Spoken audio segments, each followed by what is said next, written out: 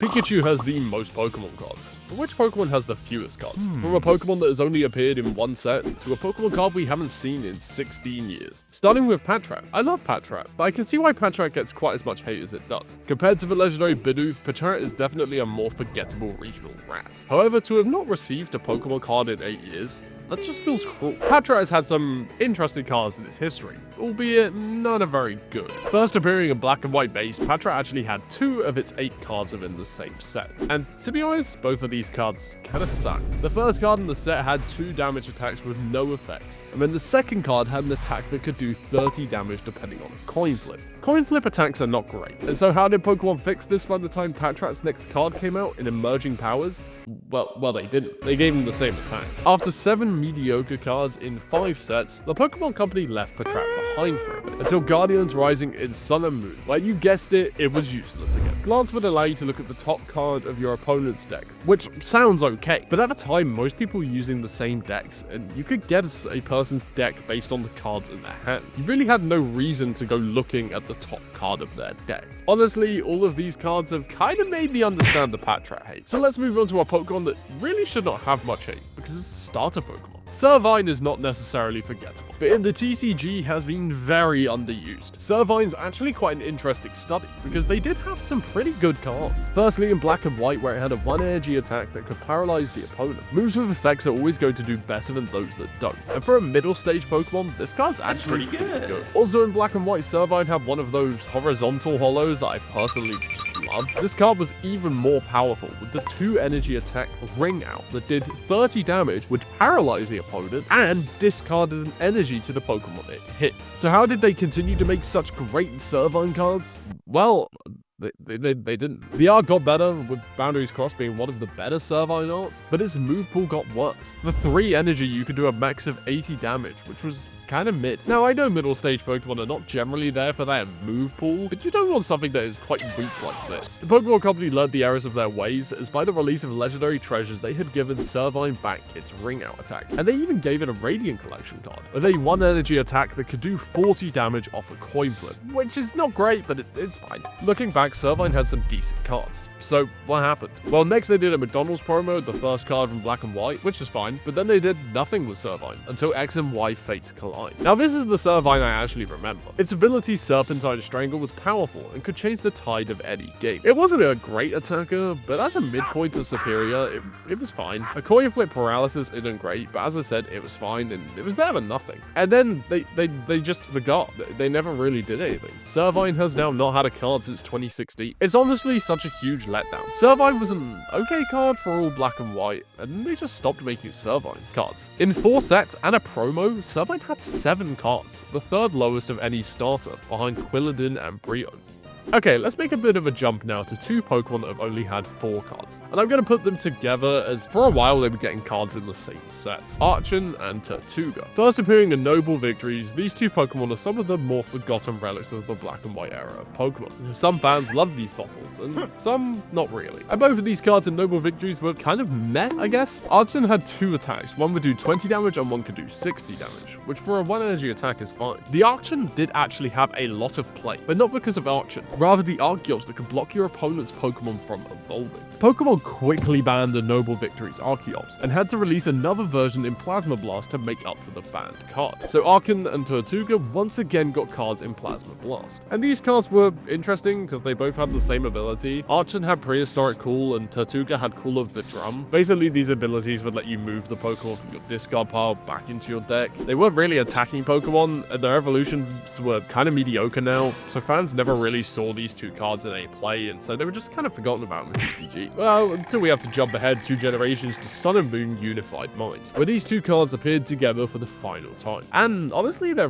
really isn't much to say about them. Tortuga was fine and could do decent damage, but required a lot of energy to do guaranteed damage. Archon could do good damage, but required a coin flip. They both, once again, were just kind of forgettable. And as I said, this is the last time they ever appeared together. Archon would get another card of a Sword and Shield era in Silver Tempest, and this card honestly just never saw play, which is very weird when you consider the Archeops saw a huge amount of play. It's just Archeops saw play through other means rather than evolving. Turtuga, on the other hand, remained away from the TCG all the way up to Stellar Crown, where finally this little turtle was brought back to the TCG. If we follow the trends we have seen in recent years of these two Pokemon, we will next see Turtuga and Archon cards in 2029.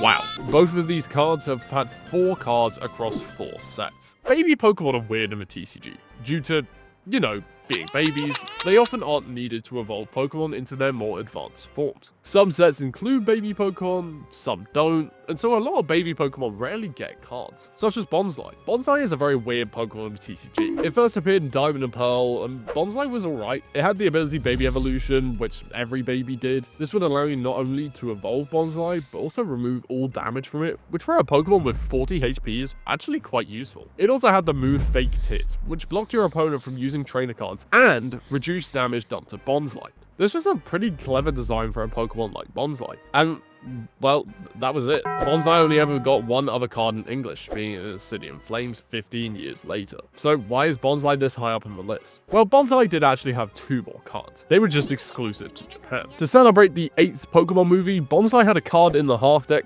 called Rota's Bonsly. Half decks were 20 card decks that were often a commemoration to a big event, like a movie release. The interesting thing is Bonsly also got a separate promo to this Rota's Bonsly, also called Rota's Bonsly. So technically Bonsly has 4 cards and not 2. It's just very confusing. Let's talk about a Pokemon that has made a huge comeback in the TCG recently that literally no one is talking about. Badoo. Badoo is one of the most forgotten baby Pokemon. Roselia was first introduced in Generation 3 and felt very underpowered, so they turned it into a 3-stage evolution. While Cynthia had a Roserade that was iconic, no one really had a Badoo, and so people just kind of forgot about it. However, at the time, people did like this little bud plot. Its first card appeared in the first ever Diamond and Pearl set and had the same ability as Bonsly earlier, with it being evolved and losing all damage on it. It also had a secondary attack that would let you search your deck for a trainer card, show it, and shuffle the deck. This isn't massively useful, especially compared to Bonsly blocking damage, but it was fine. Badoo then got a Psychic type card in Diamond and Pearl Stormfront, which had the same ability as previous, but also now had an interesting Pokebody. Poison Enzyme would allow you to prevent all effects of attacks, including damage done to Badoo if your opponent is poisoned. This is actually kind of playable in a poison deck. Because of its attack Buddy Buddy, if you poisoned your opponent and then used Buddy Buddy twice, you could work your way up to a Roserade while taking little damage and stacking energy on Badoo.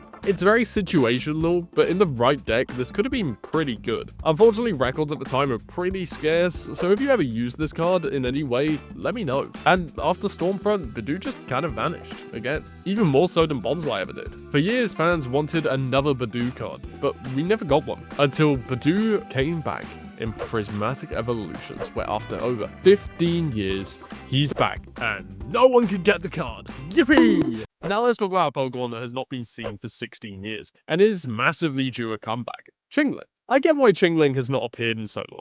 Firstly, Chimecho is kind of boring. Compared to other baby builds we got in Gen 4, Chimecho just didn't need one. We got babies for iconic Pokemon like Mantine, Sudowoodo, Mr. Mime, Blissey, Snorlax, and more. There really was no desire for a baby version of Chimecho, and that shows in the TCG history for this Pokemon. First, Chingling appeared in Diamond and Pearl Mysterious Treasures, with yet again the same ability as Bonsly and Badoo. At this time, it had an attack to search for a supporter, meaning we have a baby for all 3 card types now, excluding energy. Then we got a Chingling in Majestic Dawn, which sucked.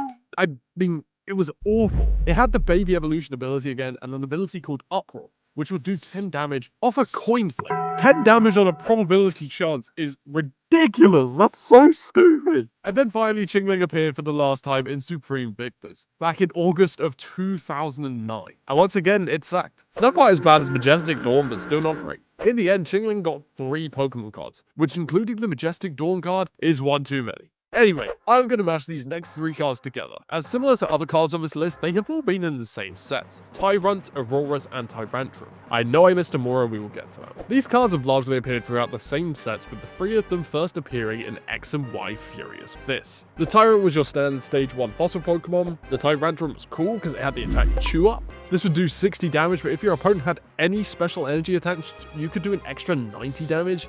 Doing 150 damage, which is really quite solid. It also had Giga Impact, which would let you do 150 damage guaranteed. but you had to not attack your next turn. And then there was Aurora's, who was once again very cool. Aurora's had the ability Ice Shield, which would reduce damage done to any of your water Pokemon with water energy on them. This had made Aurora's pretty good in water decks. Then Aurora's and Tyrantrum got EX cards that were promotional, and they were both pretty good. Aurora's had the ability Frozen Charm, which healed paralysis by attaching water energy. It also prevented you from being paralyzed, and then she also had a 160 damage attack. Then Tyrantrum had the ability Despotic Fang. By the way, Despotic means tyrannical. I had to Google this. Anyway, Despotic Fang would block any effects that block damage onto your opponent's active Pokemon, as well as a 4 energy attack that did 190 damage. Its secondary attack was not amazing, but you could knock out almost any Pokemon in the meta. Definitely a Final Gambit kind of card. And then finally, all 3 cards appeared in Forbidden Light alongside Amora. But I only listed 2 Tyrant cards, so should that not tie it up with Amora? Well, technically yes. However, unlike Amora, Tyrant actually had a Japanese promotional card as well, meaning that in the end, Tyrant, Aurora's, and Tyrantrum all had 3 cards from Furious Fist, Promo, and Forbidden Light, while Amora has only had the 2 from Forbidden Light and Furious Fist. That is outrageous. And now finally, we have 3 Pokemon with only 1 card each. These are now the only Pokemon with only 1 card, which is quite surprising given that a lot of Gen 9 Pokemon actually beat them now. And all 3 of them are legendaries. Up first is Cubfu from Chilling Reign. V and VMAX cards were a huge shakeup for the TCG. Gone were the days of evolving a Pokemon to a more powerful form. These V and VMAX Pokemon were now basic and Stage 1 Pokemon alike. If you think back, it was actually quite a weird change. And so Cubfu didn't really need a lot of cards. Most of the Urshifu cards we got throughout Gen 8 were V and VMAX cards, with only 2 being evolved from Cubfu in the Chilling Reign expansion. And as so, we only ever got 1 Cubfu card. Then we have Spectria and Galastria, the other 2 Pokemon with only 1 Pokemon card. Galastria and Spectria very technically do have other Pokemon cards, as they have tie-in cards with Calyrex. However, there is one problem. The Calyrex cards do not mention Spectria or Galastria. In order to give these Pokemon actual Pokemon cards, they were added into the Lost Origin expansion as basic Pokemon. And honestly, they suck and they aren't good. RIP.